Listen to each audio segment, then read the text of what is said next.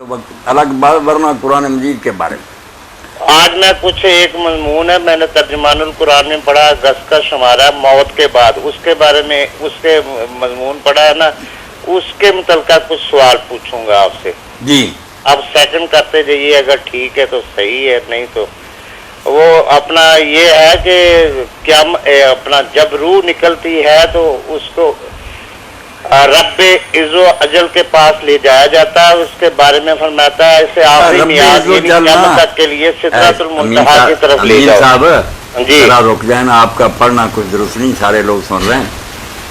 इज़्ज़ो जल कोई लफ्ज नहीं, अज़्ज़ा व जल्ला, अज़ा वो जल, अज़ा वो ऐन जल पर भी जबर है, जा पर भी जबर है, ये है बस, जी पर भी समझो। अज़्ज़ा व जल्ला। अच्छा जी तो वो सिदरतुल मुंतहा की तरफ यानी क़यामत वो हुक्म होता है कि इसे आखिरी मियाद यानी क़यामत तक के लिए सिदरतुल मुंतहा की तरफ ले जाओ, और काफर की रूह जब जिस्म से निकलती है तो इसे ऊपर ले चढ़ा लिया जाता है। इसे आसमान वाले कहते हैं कि एक खबीस रूह जमीन की तरफ से आई है, और इससे आखिरी मियाद यानी क़यामत सिज्जीन में, यानी सिज्जीन और इल्लीयीन जो है ना, इसके बारे में थोड़ा सा एक्सप्लेन कर दें। सिज्जीन और इल्लीयीन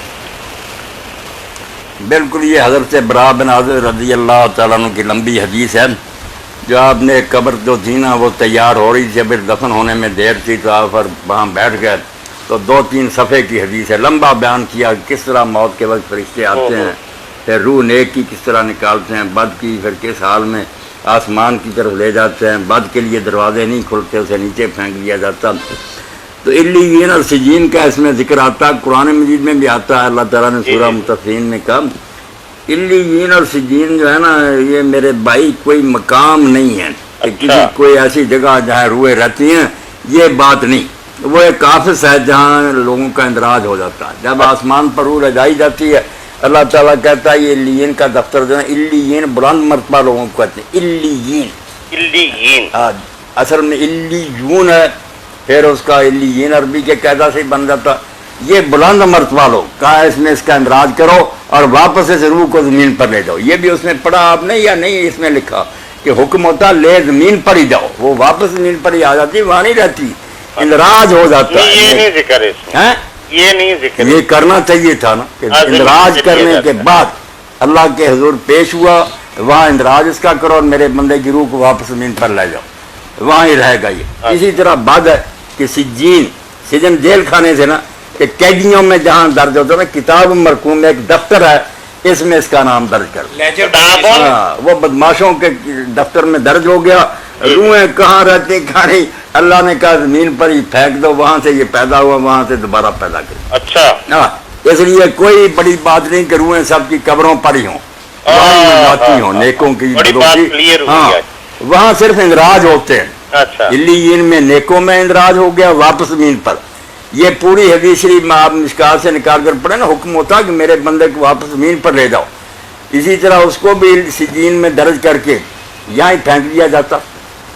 मौलाना साहब आपने एक दफा, मैं आपने जब फैसलाबाद के क्याम के दौरान ये आपकी किसी केसट में सुना, जब नेक रूह को ले जाया जाता है वहाँ पे, तो जिस तरह दुनिया से लोग जाते हैं ना, जो सफर करने के बाद आते हैं, तो आपने कहा था हदीस के मुताबिक कि वो उसको सलाम भेजते हैं कि हाँ, और वो पूछता है, वो बंदा जो आने वाला होता है ना रूह, तो वो कहती है कि इससे मुझसे पहले एक बंदा वो मुझे नजर नहीं आ रहा, मेरा फलां दोस्त, मेरा फलां रिश्तेदार, फलां बंदा। तो वो कहते हैं, वो सारे हैरान होकर पूछते हैं नो हो, या अफसोस का इजहार करते हैं, वो इधर नहीं, वो उधर चला गया। ये वाली बात भी जब ये है तो आदमी अरवाह का क्या इसमें है कोई? शायद आपकी याददाश्त खता कर रही है, या मेरा बयान उसमें नहीं ठीक रिकॉर्ड हुआ। वो जब जाता है ना, तो वहाँ जो उसके जानने वाले हैं सबको इतला मिलती है, वो इकट्ठे होते हैं, रूहें मिलती हैं, उससे फिर पूछते हैं कि फलां का क्या हाल था, फलां का, क्योंकि मरने के बाद शऊर ख़त्म नहीं हो जाता, होश आवाज़ शऊर सारी याददाश्त उसी तरह वो बताता है कि वो ठीक है, ठीक है। इसी में एक ऐसे आदमी का जिक्र आ जाता है जो इससे पहले मर गया, उसका जब पूछते हैं ना, ये नहीं कहता कि मुझे दिखाई नहीं देता, वो कहते हैं कि भाई फलां का क्या हाल था, तो ये कहता वो तो मुझसे पहले मर गया। इस पर गमगीन हो जाते हैं और वो अफसरदा हो जाते हैं कि अगर पहले मर गया और हमारे साथ शामिल नहीं हुआ تو پھر چھانٹی ہوگی، بدقسمت دوسری طرف نکل گئی. وہاں نیک و بد الگ ڈپارٹمنٹس میں رہ رہے ہیں. عالم ارواح کا تھوڑا سا بیان کر دیں. عالم ارواح کا بیان کیا کریں، جب وہاں جائیں گے تو امین شاہ صاحب سب پتہ چل جائے گا. صرف یہ جانے کہ یہاں سے مرنے کے بعد انسان ختم نہیں ہو جاتا، اس کی زندگی ایک نیا رخ اختیار کرتی ہے. سنتا، دیکھتا، چلتا پھرتا سب کچھ اسی طرح ہے. اس دنیا میں رہ رہے ہیں، ملتے ہیں، سب کچھ ہوتا ہے، مگر وہ دنیا ہماری دسترس سے باہر، ہمارے پاس اس کا کوئی جغرافیہ نہیں. ہم یہاں رہتے وہاں نہیں جا سکتے. ان کا یہاں آنا نہیں، اگر یہاں آنا ہوتا تو ان کو پتہ نہ ہوتا کہ ہم گئے تھے گھر میں، وہ تو مر چکا. نہ وہ یہاں آتے ہیں نہ ہم وہاں جاتے ہیں. اللہ تعالیٰ سلام، درود، دعا یہ پہنچا دیتا. جزا سزا کا عمل تو قیامت والے دن سے شروع نہیں، ابھی شروع ہو جاتا. چلیے بہت شکریہ وہ امین 25 شاہ صاحب وہاں شروع ہوگی. آپ کے سوال پر مختصر کہہ دوں، کئی لوگ پریشان نہ ہو. ایک سزا جزا ہوتی ہے عدالت میں کارروائی کے بعد. مقدمہ چلا، فرد جرم عائد ہوئی، بعد میں فیصلہ ہوا کہ اس درجہ کا مجرم وہ سزا. یہ قیامت کو ہوگی.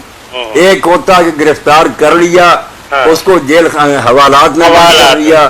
دوسری طرف ایک نیک آدمی ہے جو گیسٹ ہاؤس میں بیٹھا ہوا ہے، ریسٹ ہاؤس میں. اسی طرح کا فرق ہے کہ نیک روح جاتے ہی بنگلوں میں بیٹھ جاتی ہے، خوشبوئیں، راحت ہے. وہ بھی انتظار کر رہی ہے آخری فیصلے کا. وہاں اصل سارا فیصلہ ہوا قیامت کو، مگر راحت میں ہے، آرام ہے، خوشبوئیں ہیں، بستر ہیں. دوسرا جاتے ہی جیسے حوالات میں جوتیاں پڑتی ہیں، قید ہے، گندگی ہے، پھنسا ہوا. باقی مقدمہ جو ہے نا پورا یہ قیامت کو ہی چلے گا. جی جی یہ صرف حوالات اور جیل کا فرق ہے. اب حوالات میں بند ہیں، وہاں پھر جوڈیشل جیل میں جائیں گے، پھر فیصلہ ہو کس وارڈ میں ان کو بھیجا جائے. جی